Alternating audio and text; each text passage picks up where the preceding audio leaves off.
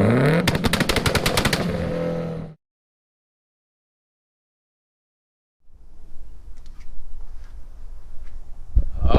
dudes, welcome back to the channel, man. Thank you everybody for tuning back in.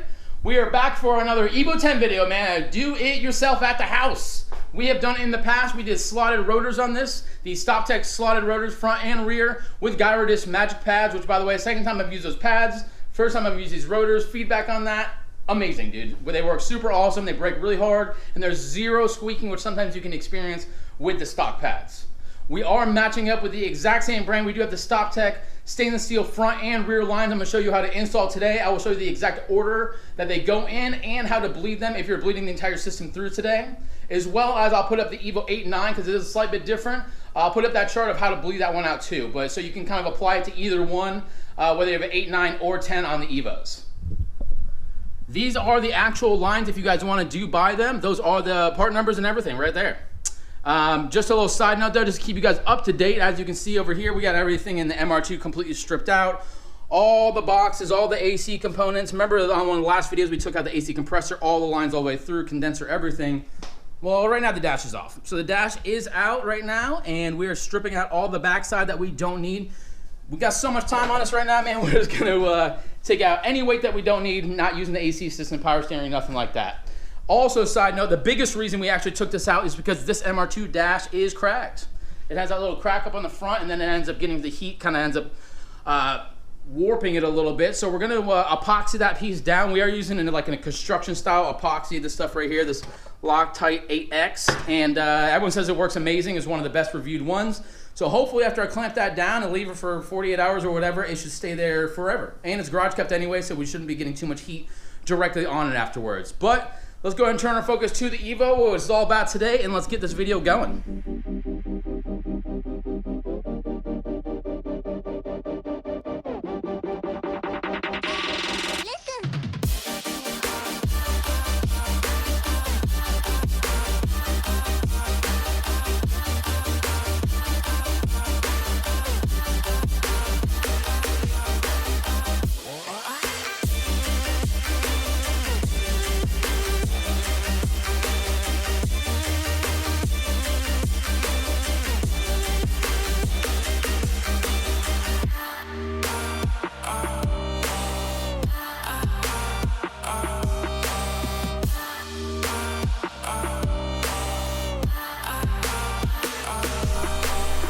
Guys, and there it is, man. Both the wheels are off, up on 2 jack stands. Third jack there just hovering just in case I had a failure there.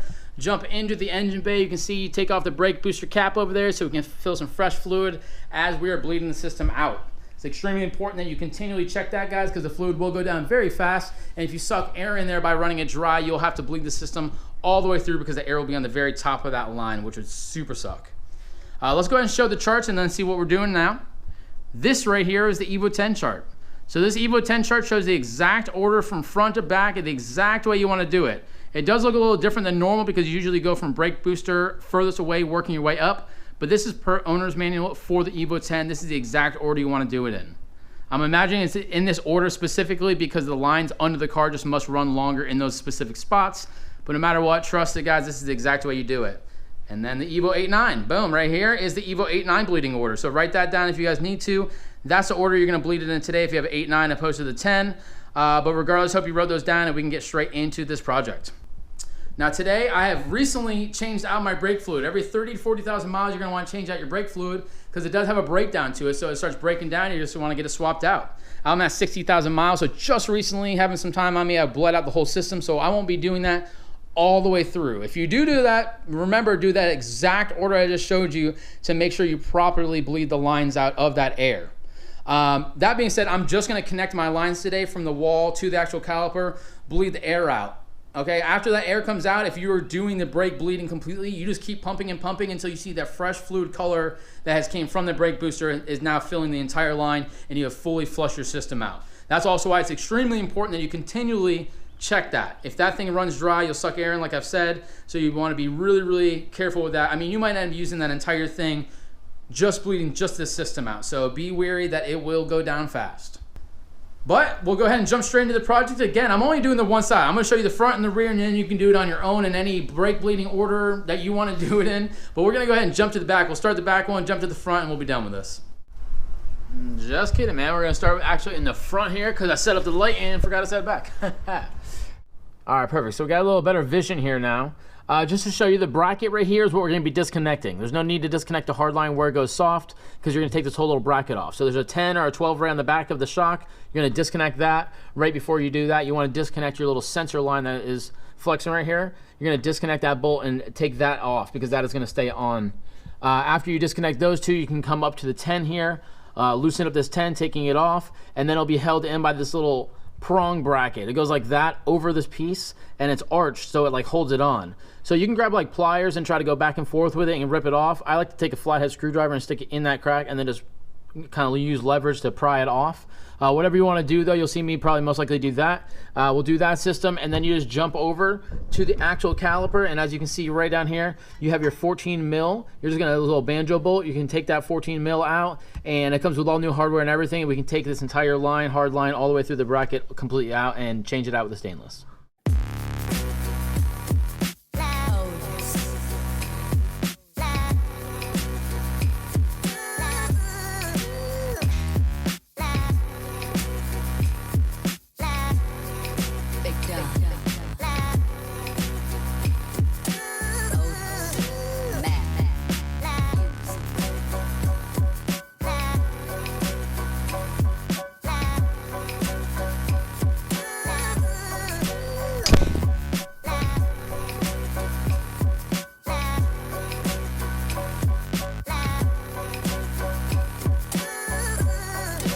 Alright, so there's a new front stainless steel brake line, all new fresh hardware right here. You do your original piece right here for this side section.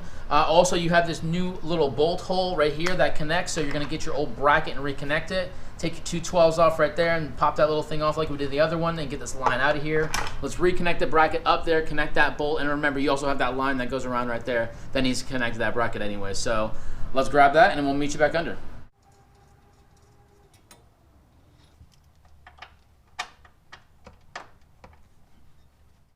All right, welcome to the future, guys. I apologize, but my camera did die on me. I just noticed right after. But this is the way the line runs, so now I can just show you nice and simple because it just kind of gets a little crazy in here.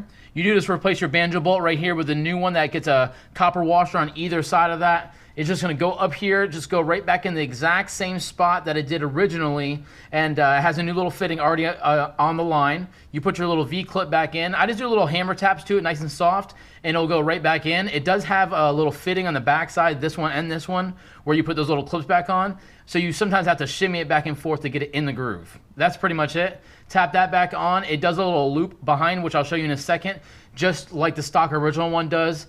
Comes back up here with the new little loophole. You put your 12 back in there, a short little loop up here. Again, V-clip back on there with some hammer taps. After you establish your your 10 millimeter threaded back in right here, okay? Tighten all that up nice and easy here. Don't forget your sensor again. You had your 12 already tightened on the back. And we'll go ahead and start bleeding the system out. All right, so that was the front side. Just to jump to the other to show you really quick. That is the back side, which is the larger loop. It goes flush against the wall right there, stays out of the way from the shock and everything, and it just has a short line here, short line back there, and everything clears 100% perfect. So that's how you do it. All right, guys, so now you have tightened down your line completely, so we just got to get the air out of the lines.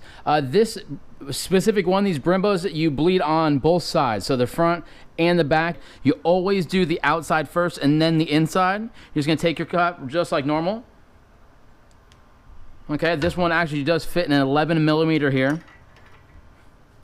And then you just take, I just set up a little thing like this. What you're doing is I'm burying that the bottom of this hose inside new fresh fluid. So that way when I get all of the air out, it doesn't suck back in air, but rather this would be filled with fluid all the way because you couldn't suck air up on the bottom, right? If that made any sense. So you're just gonna break it. And then you're gonna have somebody sitting inside the car and they're gonna push down on the brake and then hold it. Push. As they're pushing it, and then tighten it, let go. Break it again, push. Let go. I don't know if you can see, but there's little air bubbles going out throughout that. So it's getting all the air out of the system. So we're going to do all this. We're going to keep going and going and going until we see 0 bubbles. And then we'll jump on the backside, do the same thing, replace the caps, and then we can go ahead and jump to the backside. All right, guys, and if you can't see, there's 0 bubbles now showing. I did even a little extra there. And I made sure, again, check up top to make sure between these, each side you do, you aren't running that thing dry up top because you don't want to suck in air, okay? Because then you have to do the entire system through again. Push. Let go. All right, guys, and that's the front. Go ahead and check your fluid up top, and we'll jump to the back one. All right, guys, now moving to the rear section here. This is even easier than the front one. It's just going to be connected. You're just going to loosen up this 10 just like the front and take off your little V-clip just like the front section has. Ducking down over there, you can see this line comes up and connects to a 12 millimeter right here. And then back here behind the caliper, you can see there is a 14 millimeter banjo bolt that you're going to disconnect. After you've taken that out, you can just shimmy the line completely out. We'll grab our fresh one with new hardware and we'll pop it in.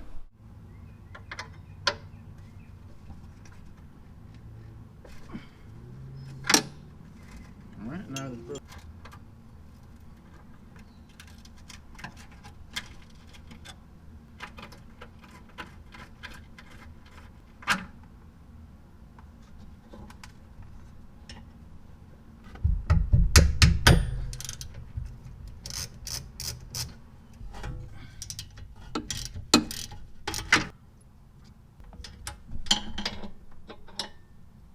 All right, there's the old rubber line right there and the new stainless steel one right here, new fresh copper washers for either side, new banjo bolt right here. You do reuse your old little C-clip thing here and your old 12 millimeter to go through this new little loophole.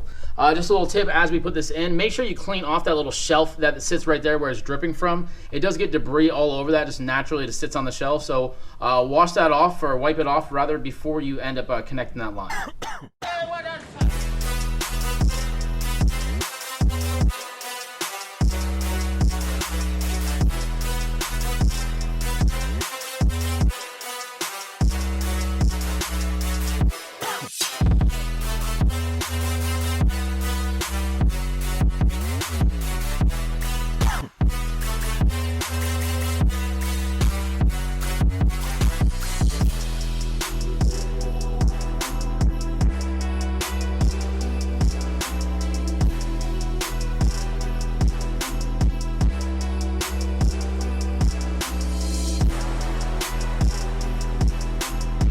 All right, guys, and there it is. 10 all tightened down, C-clamp on. You got your 12 millimeter right there. Coming around to the back. That new banjo bolt is on with hardware washer on both sides, and it actually replaces a 12 instead of a 14 back here again. But nice and sleek, so we'll go ahead and set you guys down and bleed the system out. And push.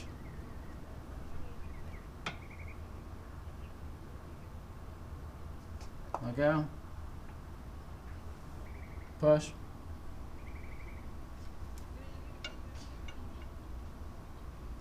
Okay. All right, guys, now all blood out. Let's just go ahead and throw the wheels back on. And there it is, man. There are the wheels.